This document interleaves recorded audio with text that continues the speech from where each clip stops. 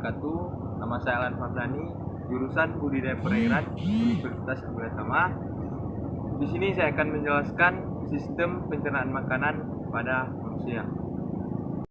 Dalam organ pencernaan terbagi beberapa bagian. Yang pertama, mulut, kemudian kerongkongan atau oesophagus, lambung, usus halus, usus besar, dan anus. Baik, di sini saya akan menjelaskan yang pertama, mulut. Pada umumnya, makanan yang masuk ke dalam mulut kita masih terbentuk potongan atau keratan yang masih mempunyai ukuran yang relatif besar. Misalnya nasi, kentang, potongan daging atau telur, potongan sayur-sayuran atau buah-buahan.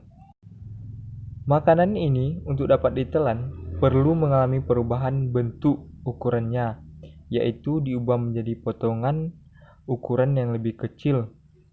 Secara garis besar, makanan kita terdiri atas karbohidrat, lipid, protein, dan mineral, vitamin, dan air. Untuk dapat digunakan sebagai sumber energi, pemeliharaan dan pertumbuhan bagi tubuh, berbagai makanan tersebut diubah dahulu menjadi molekul-molekul yang dapat masuk ke dalam sel-sel dan mengalami berbagai reaksi kimia yang penting. Perubahan makanan dari sejak awal hingga menjadi bentuk molekul yang siap untuk diserap melalui dinding usus disebut pencernaan makanan, dan proses ini berlangsung dalam sistem pencernaan makanan yang terdiri atas beberapa organ tubuh, yaitu lambung, mulut, usus, dengan bantuan pankreas dan empedu. Kemudian, di dalam mulut juga terdapat kelenjar liur. Pada rongga mulut terbagi atas 3, yaitu kelenjar sublingual, kelenjar salivah yang paling kecil, letaknya di bawah lidah bagian depan. Kemudian yang kedua, kelenjar submandibular, letaknya di belakang kelenjar sublingual dan lebih dalam. Kemudian yang ketiga, kelenjar parotid, kelenjar salivah paling besar dan letaknya di bagian atas mulut di depan telinga. Ketiga kelenjar liur tersebut menghasilkan ludah setiap harinya sekitar 1-2,5 liter.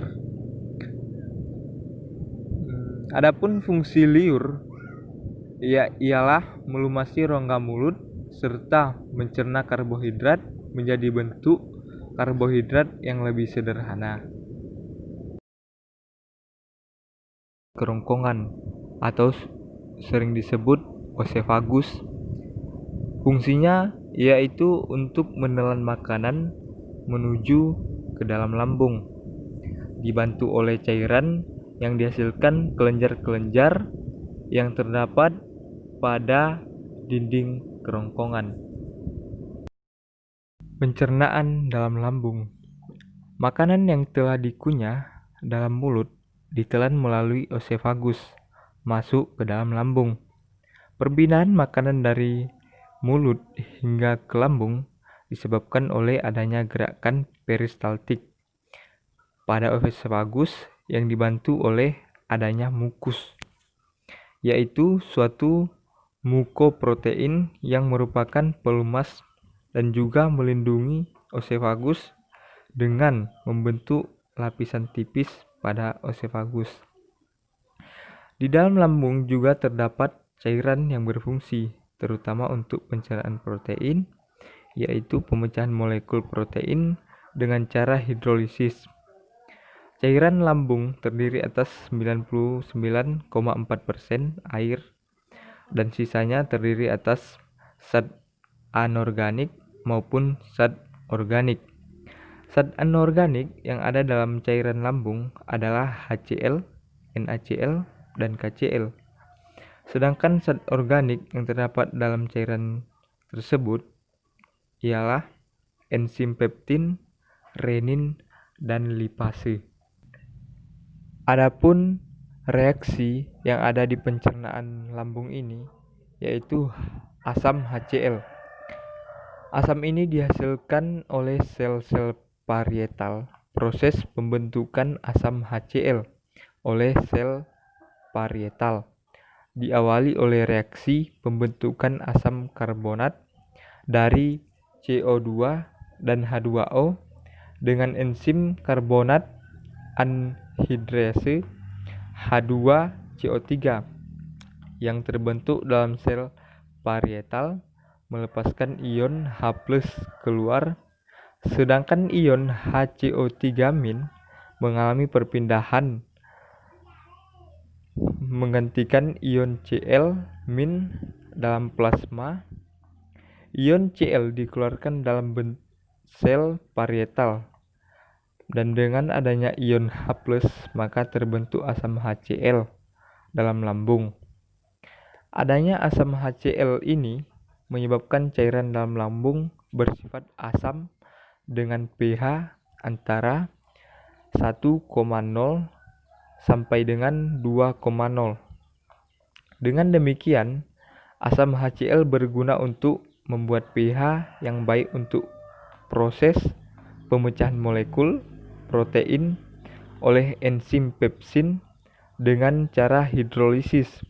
Selain dari itu, asam HCl juga mempunyai fungsi antara lain merupakan kerja pendahuluan terhadap protein sebelum dipecah oleh pepsin, yaitu berupa denaturasi dan hidrolisis.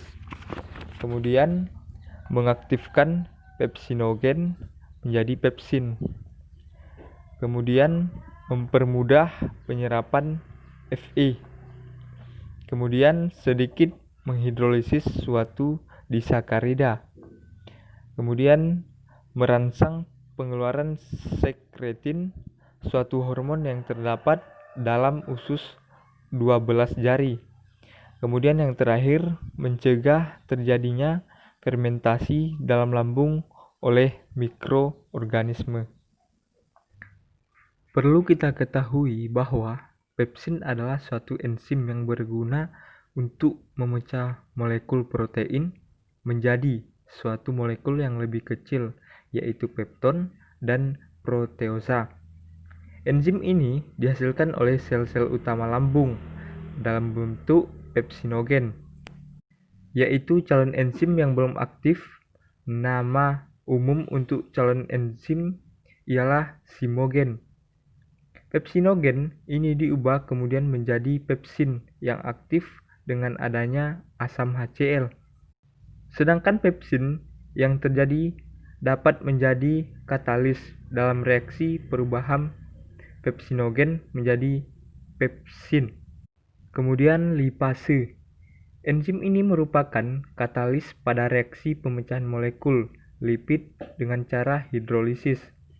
Enzim lipase bekerja secara optimal pada pH antara 5,5 sampai 7,5, dan dengan demikian dalam lambung tidak bekerja secara efektif dan optimal.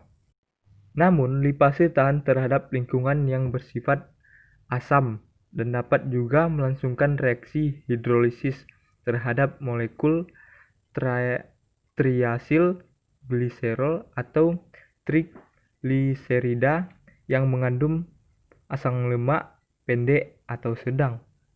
Kemudian renin. Enzim ini berasal dari protein, yaitu suatu zimogen yang dengan suasana asam berubah menjadi renin. Renin sangat penting dalam pemecahan makanan pada bayi karena dapat mengakibatkan kasein yang berada dalam susu menjadi paraksein dengan bantuan ion C+. Dengan proses pengubahan ini, maka protein susu yang sudah ada dalam lambung bayi tidak keluar terlalu cepat, dan paraksin dapat dihidrolisis lebih lanjut dan digunakan sebagai makanan bagi bayi. Dalam lambung orang dewasa tidak terdapat renin. Kemudian mukus atau lendir. Mukus atau lendir suatu glikogen (musin) yang dihasilkan oleh sel-sel pada dinding lambung. Mukus ini berfungsi melindungi sel-sel dinding lambung dari asam HCl maupun dari enzim pemecah protein. Namun, apabila produksi asam HCl terlalu banyak, asidosis, atau lambung dalam keadaan kosong, maka sel-sel dinding lambung akan terkena pengaruh asam HCl dan menyebabkan rasa nyeri pada lambung. Kemudian selanjutnya, usus halus. Usus halus atau saluran otot dengan panjang sekitar 6-8 meter terbagi atas 3 bagian, yakni duodenum atau lebih dikenal dengan 12 jari, jejunum atau lebih dikenal dengan usus kosong, kemudian ileum atau lebih dikenal dengan usus penyerapan. Duodenum atau lebih dikenal dengan usus 12 jari langsung terhubung dengan 2 organ penting, yaitu hati dan pankreas. Adapun zat-zat yang dihasilkan oleh usus halus, yang pertama disakarida, menguraikan disakarida menjadi monosakarida. Kemudian erepsinogen, merupakan erepsin yang belum aktif akan diubah menjadi erpsin. Eripsin mengubah pepton menjadi asam amino. Kemudian yang selanjutnya hormon sekretin, merangsang kelenjar pankreas mengeluarkan senyawa kimia untuk disalurkan ke usus halus. Itulah zat-zat yang dihasilkan oleh usus halus. Sedangkan kelenjar pankreas menghasilkan beberapa zat. Yang pertama, bikarbonat, mengubah suasana asam makanan dari lambung menjadi basah di usus halus. Kemudian amilase, mengubah amilum atau zat patih menjadi disakarida atau gula sederhana. Lipase, mencerna lemak menjadi asam lemak dan gliserol. Tripsinogen merupakan ripsin yang belum aktif. Setelah diaktifkan oleh enzim enterikinase, tripsin akan mengubah protein atau pepton menjadi asam amino. Hormon insulin dapat menurunkan kadar gula dalam darah sampai menjadi kadar normal. Kemudian yang terakhir, hormon glukagon berfungsi menaikkan kadar gula darah sampai menjadi kadar normal. Tadi kelenjar pankreas. Kemudian senyawa kimia yang dihasilkan hati adalah getah empedu. Getah empedu di sini tidak mengandung enzim, tetapi berfungsi mencerna lemak. Empedu yang dihasilkan hati disimpan dalam kantong empedu, kemudian siap untuk disalurkan ke dalam usus halus jika diperlukan untuk pencernaan makanan. Usus besar atau kolon. Usus besar disebut demikian karena diameternya lebih besar daripada usus halus. Kira-kira panjangnya 1,5 meter dengan bentuk seperti U terbalik. Adapun peran usus besar yakni untuk menyerap air serta mineral tersebut sehingga sisa ini sekarang berbentuk padat. Hampir semua kandungan air yang kita konsumsi diserap oleh usus besar. Usus ini sangat berjasa karena menjauhkan kita dari dehidrasi. Adapun ada 6 bagian di usus besar ini. Yang pertama, sekum, ialah bagian yang disebut usus buntu.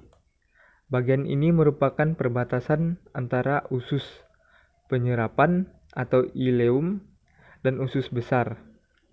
Di bawah usus buntu terdapat appendix atau umbai cacing. Kemudian usus besar naik, ascenden.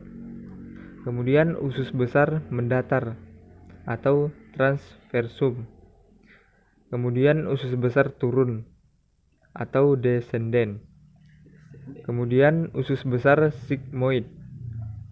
Kemudian yang terakhir rektum, tempat penampungan sementara sisa makanan sebelum dibuang.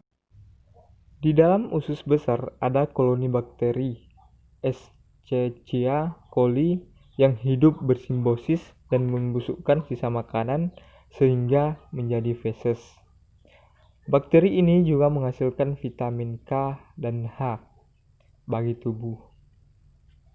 Di sistem pencernaan yang terakhir ialah anus. Anus itu sendiri tempat pembuangan zat sisa yang tidak dibutuhkan oleh tubuh manusia itu lagi. Mungkin hanya ini yang dapat saya sampaikan. Semoga bermanfaat bagi semua, terutama bagi diri saya sendiri. Assalamualaikum warahmatullahi wabarakatuh.